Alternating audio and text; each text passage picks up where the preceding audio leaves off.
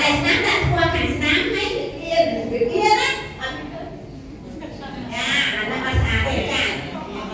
ចាអត់ខ្លាំងមែនចាចូលបិសាចចូលមកបិសាចចាចូលលោកសងចាអរគុណច្រើនអញ្ចឹងក្រុមខាងនេះ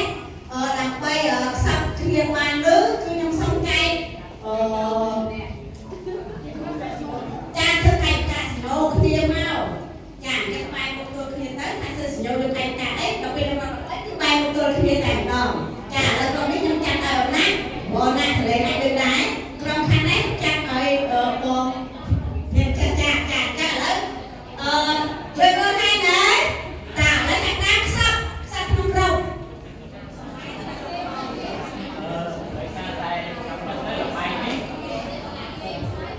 ខ្ញុំសូមអធិស្ឋានបន្តិចភាសាល្បែងនេះតាមពិតទៅបើសិនជា